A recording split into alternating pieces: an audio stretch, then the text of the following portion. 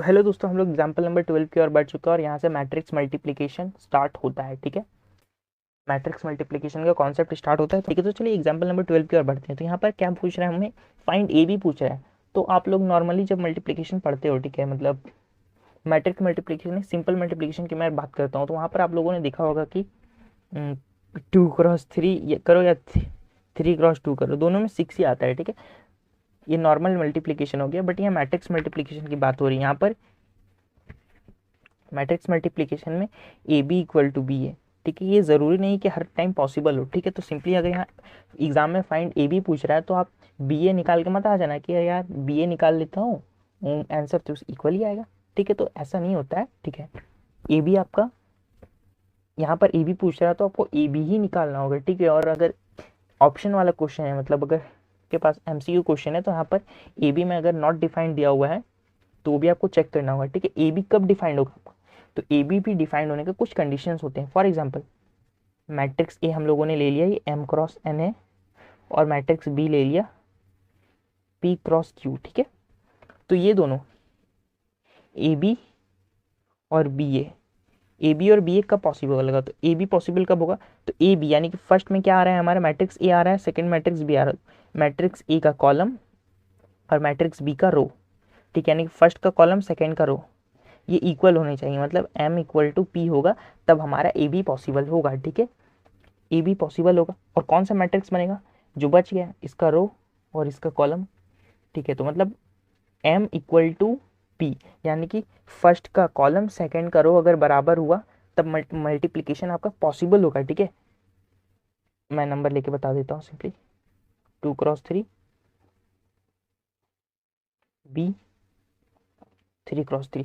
तो ये जो मैट्रिक्स मल्टीप्लिकेशन है आपका पॉसिबल कब होगा, जब फर्स्ट वाले का ए बी पॉसिबल होगा, जब फर्स्ट वाले का रो सॉरी कॉलम और सेकेंड वाले का रो इक्वल होगा। तो यहाँ पर इक्वल दिख रहा है तो ए बी पॉसिबल है। ठीक है, और ये कौन से ऑर्डर का मल्टीप्लिकेशन बनेगा, तो ये मल्टीप्लिकेशन आपका 2x3 ऑर्डर का बनेगा, यानी कि जो ए बी बनेगा वो 2x3 का होगा, यानी कि ये 2 और ये 3 2x3 का बनेगा। ठीक है, अब आप पूछोगे बी ए पॉसिबल है, तो यहाँ पर मैं बोलूँगा बी ए नहीं पॉसिबल है। ठीक है, क्योंकि बी ए का आप देखिए, बी का आपका 3x3 आ रहा है, और ये ए आपका क्या आ रहा है, ए आ रहा है 2x3, तो फर्स्ट का कॉलम और सेकेंड का रो। तो देखिए 3x3 और 2 आ रहा है, तो यहाँ इक्वल है, 3 और 2 कभी इक्वल होते नहीं, तो बी ए आपका पॉसिबल नहीं है, तो B A is not possible. तो आपको समझ में आ गया कि ए बी कब पॉसिबल होगा और बी ए कब पॉसिबल है। ए बी पॉसिबल होगा फर्स्ट वाले का कॉलम और सेकेंड वाले का रो इक्वल होगा।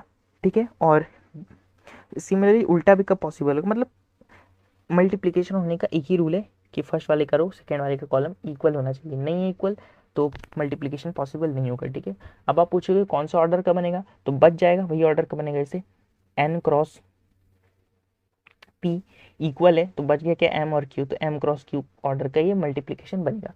तो चलिए यहाँ पर मैं सॉल्व करता हूँ। ठीक है, तो चलिए स्टार्ट करते हैं यहाँ पर सॉल्यूशन।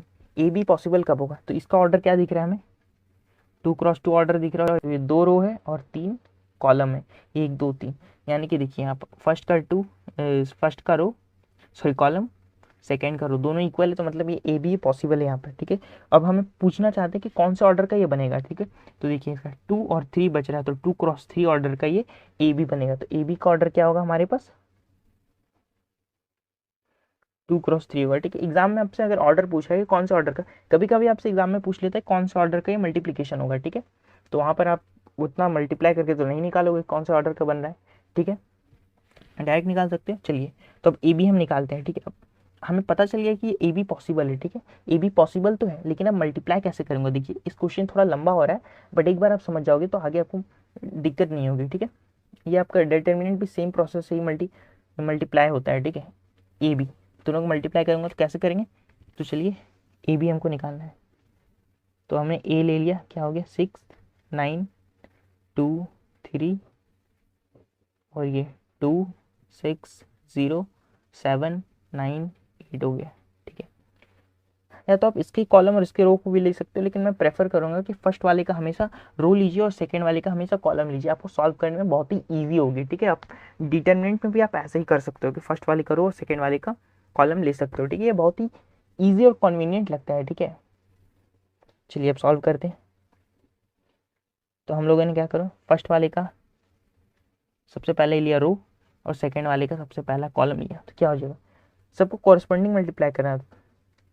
6 को 2 के साथ पहले किया, 6 2 क्या हो गया 12, फिर बीच में एडिशन का साइन देंगे। देखिए मल्टीप्लाई कर रहे हो, मैट्रिक्स मल्टीप्लिकेशन करो या डिटरमिनेंट का मल्टीप्लिकेशन, ऑलवेज प्रेफर मतलब प्रेफर नहीं, ऑलवेज प्लस साइन लगता है, ठीक है। सेकेंड एलिमेंट के साथ जब हम मल्टीप्लाई करोगे तो उसको दोनों को एक साथ लाने के लिए एडिशन का साइन यहाँ पर दिया जाता है, ठीक है। No subtraction, no division, no multiplication.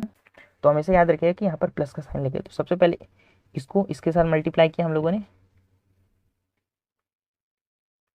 इसके साथ मल्टीप्लाई किया, फिर 9 को इसके साथ करूंगा, ठीक है। थोड़ा गंदा हो रहा है मतलब, बट समझ में आ रहा है ना। 9 7 जे क्या हो जाएगा 63, ठीक है। इन दोनों को किया, मतलब कि फर्स्ट एक बार रोल फर्स्ट वाले का रो सेकेंड वाले का कॉलम लिया, उसके फर्स्ट एलिमेंट को उसको फर्स्ट वाले से मल्टीप्लाई किया, सेकेंड वाले को उससे सेकेंड वाले से मल्टीप्लाई किया, ठीक है।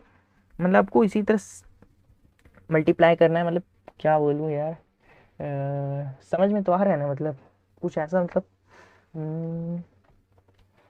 इंग्लिश में नहीं बोलूँगा यार, मतलब बहुत से लोग दिखते हैं, क्या बोलूँ मैं,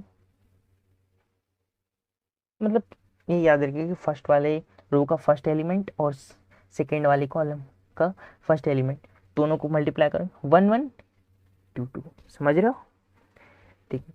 फिर अब बात करते हैं इसके फर्स्ट रो, फिर इसके सेकेंड कॉलम के साथ जाएगा, ठीक है। 6 6 जा क्या हो गया 36, 9 9 जा 81, प्लस का साइन यूज़ किए, फिर 6, फिर इसके साथ गया 6 0 जा 0, 9 8 जा कितना होता है 72 होता है, ठीक है। फिर सेकेंड रो कॉलम को उठाया, फिर इसको इसके साथ मल्टीप्लाई किया, 4 प्लस 21, फिर इसके साथ मल्टीप्लाई किया, 2 6 जा 12, 27, फिर इसको इसके साथ मल्टीप्लाई किया, 2 0 जा 0, 3 8 जा 24, बस सिंपली जोड़ देना है। अब कितना हो जाएगा 63 65 10 75 25 81 और 6 87 और 3 117, फिर हो गया आपका ये 2 1 3 2 9 39 72 ये 24। तो आप लोगों ने देखा कि ये 2x3 का ही 2x3 ऑर्डर का ही मैट्रिक्स बना है, ठीक है। हो बहुत लंबा हो गया भाई सब वीडियो। तो सिंपली मैं कहना चाहता हूँ कि जो भी फर्स्ट एलिमेंट है उसका रो लीजिए, पहला रो, और सेकेंड वाले का first column, first row first row first column, फिर first row second column, first row third column, इस तरह आप लीजिएगा, ठीक है। एक फर्स्ट वाले का रो उठाइए, फिर सेकेंड वाले के कॉलम के साथ मल्टीप्लाई करते जाइए, मतलब एक कॉलम है तो एक बार, दो कॉलम दो बार, तीन कॉलम तीन बार, ठीक है। फिर सेकेंड रो उठाइए, फिर उसको तीनों कॉलम के साथ मल्टीप्लाई करते जाइए, ठीक है। तो आपको समझ में आएगा क्या करना है, कैसे करना है। तो मतलब मैं शायद एक्सप्लेन नहीं कर पा रहा हूँ ढंग से, ठीक है। कुछ लोग गाली देंगे बट क्या करें, ठीक है। अगर आपको समझ में आ रहा है तो अच्छी बात है, नहीं समझ में आ रहा तो कमेंट कर दीजिएगा कहाँ समझ में नहीं आ रहा है, ठीक है। तो इस क्वेश्चन को आप प्रैक्टिस कीजिएगा, ठीक है। ये बहुत ही इंपॉर्टेंट कॉन्सेप्ट है, आगे आपको बहुत सारे जगह पे यूज़ होगा, ठीक है।